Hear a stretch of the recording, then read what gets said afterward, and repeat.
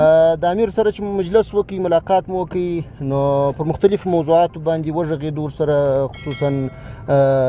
امنیتي موضوعات او د دفاع وزارت اړوند موضوعات او په مجموع کې د هیواد پر مختلفو موضوعاتو باندې چې دوی سره اړوند دي. وزیر صاحب بخښنه غواړم داسې کومې وکړې مو شوې د راتلونکي دپاره چې دوی به څه مرسته کوي د پوځ د روزنې په برخه کې یا تجهیزاتو په برخه کې ځینې مسایلو باندې خبرې وشي تاسو وړاندیز څه دوی ته او خصوصا د پوځ په رابطه یا د پوځ سره د همکارۍ په رابطه موږ دوی ته څه د همکارۍ غوښتنه د دوی څخه وکړله هغه دا چې مثلا د پوځ معاشات پور کولو کې دوی زموږ سره چون اسلامي هیواد یو د ډېره وخت څخه زموږ سره همکاري کړې ده په دې کې که همکاري را سره وکړي همداسې یونیفورم موږ جوړوو په دې کې همکاري را سره وکړي سرحداتو حفاظت ته موږ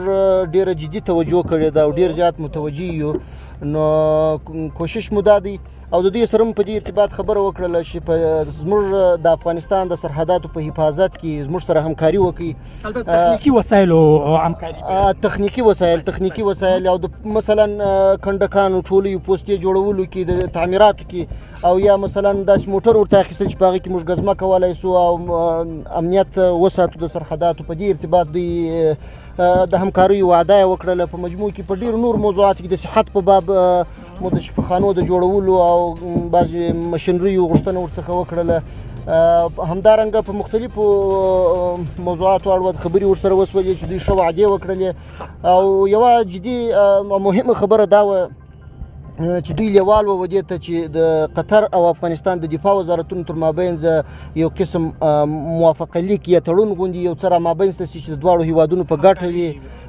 او د هغه تړون او دغه موافقې په چوکاټ کې یو بل سره همکاري ولري. نو موږ هم دا خبره ښه واخیستله او دلته به انشاءالله مشوره باندې وکړو او هغه مواد به هغه څه به مطالعه کړو